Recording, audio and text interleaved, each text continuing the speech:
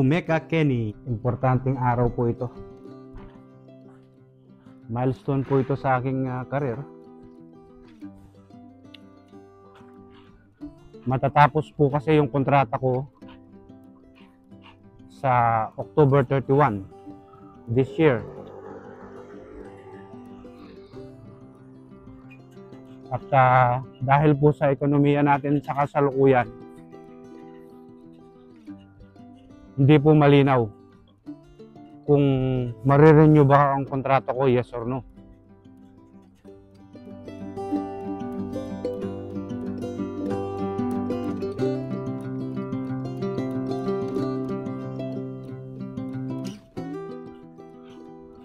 Kasi po, may pattern na nangyayari.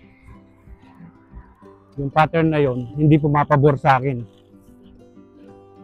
For example, 2 months ago, meron po silang tinanggal na for permanent contract na siya. So by last minute, hindi po siya na-renew. Similar cases din po na yung kasama ko naman na na buddy ko, hindi rin siya na-renew. So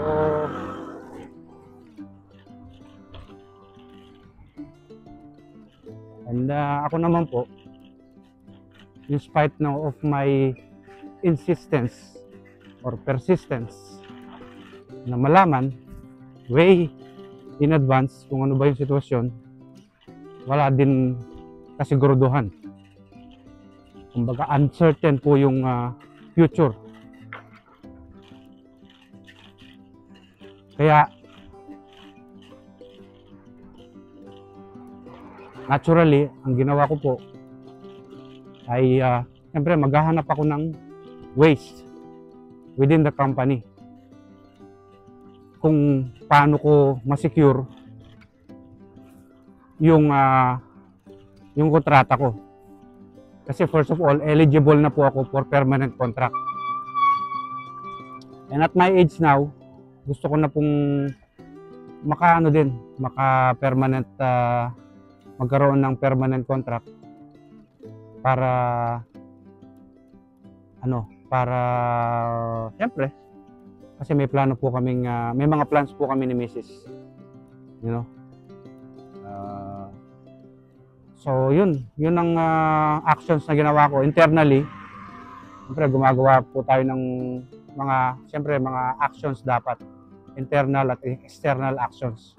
So internally, ang ginawa ko po is nag-volunteer po ako dun sa na i-take over yung tatanggalin nila this month, na kunin yung trabaho niya. Magiging parang double po ako ngayon dahil wala pa silang nakuhang kapalit. So by doing yung trabaho niya na din po na mabigat yung trabaho niya, I could potentially have a better business case para ma-secure ko yung contract ko. Ganun po yung sitwasyon. So ngayon yung araw na start na yung turnover namin, kasi nga meron pa siyang, I think less than a week na lang siya. Nasa comfort zone ako ngayon. Comfort zone. Business as usual. Pero, yun nga, may pero. Pero, nasa brink. May stake na yung kontrata ko. So, in order for me na ma-secure yung kontrata ko, ito. Gagawin ko to. And I hope by the time, kasi ang usapan namin, October yung yung end of contract ko may 1 month kasi notice Sabi ko mga July, kung pwede Kasi mahirap maghanap ng trabaho dito. So, well, hindi mahirap, sorry, hindi pala mahirap. Yung negotiation na ano mo, negotiation advantage, mababawasan kung konti lang yung time na i-google mo na mag-apply. So, hindi mahirap mag-apply, maraming trabaho, pero siyempre may mga pansarili tayong mga terms na kailangan ano natin, i-negotiate natin. The shorter the time na mag-apply, the less na yung mga gusto natin, 'di ba? Mape-pressure tayo natanggapin yung offer So, ang gusto ko sana kung hindi man ako ma-renew, hindi naman sa pinagdadasal, way in advance naman sana. Yeah, yun yung internal na ginagawa ko. Internal let's say actions, no?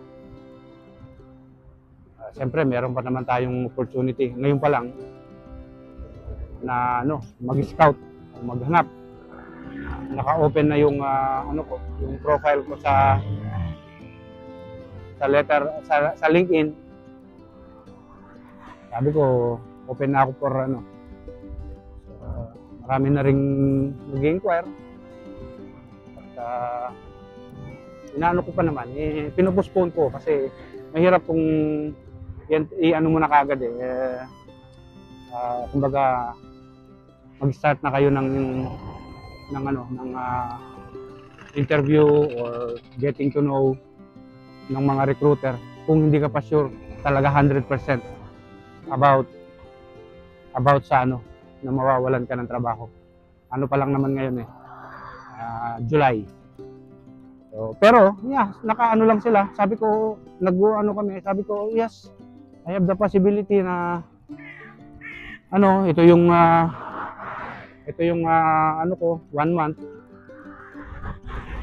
Yung notice period ko ganyan. 1 month at sabi ko sabi naman nila minsan may mga magpa-pop up lang doon. Kumbaga te-test ka lang nila. Kapag nag-yes ka o nagsabi ka ng that interested ka, bigla-bigla mawawala yung sasabihin nila sa'yo, may nakakuha na. Ang mga strategy yun, dapat maging aware din tayo doon. Recruiter yan bumibili yan bumibili ng services. Ikaw ang nagbebenta. So, ingat din, maging maging let's say, maging matalino din. Maging smart. Kasi minsan ilulure ka nila na ang ganda na ng position mo sa trabaho mo, tapos i-recruit ka nila para lang sa komisyon. And then, hindi pala maganda yung mapupuntahan mong trabaho. So better maging smart din sa mga ganyan. Lalo na yung mga bago-bago. Well, naiintindihan ko na kapag may nag-recruit, bago ka, go lang, okay. Kasi yun ang learning doon ka matututo. I-try mo siya. Pero be critical din sa iyong sarili at sa kung paano yung action ang gagawin mo. Magtanong ka din sa mga ibang may experience. Kasi baka yung mga recruiters experts yan, no? Expert. Tapos ikaw novice ka sa mundo nila. So, ang trabaho talaga niyan is they will try to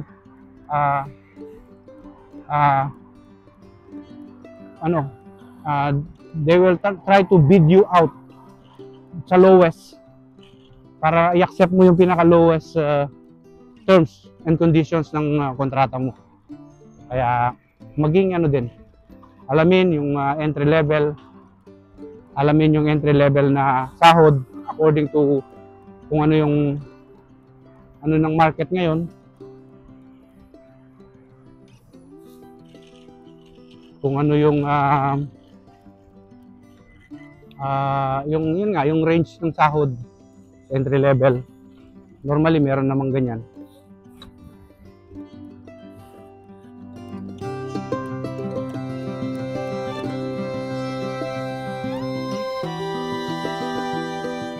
I know, alam niyo yung drill na yan. And I'm just trying to reiterate o emphasize. Ganun. Ayun, medyo seryoso ang topic natin ngayon. Tingnan natin kung yung strategy ko na mag-take ng responsibility sa ibang trabaho na kung manonotice yun at mag-a-add ng weight kapag kinonsider nila yung future ko.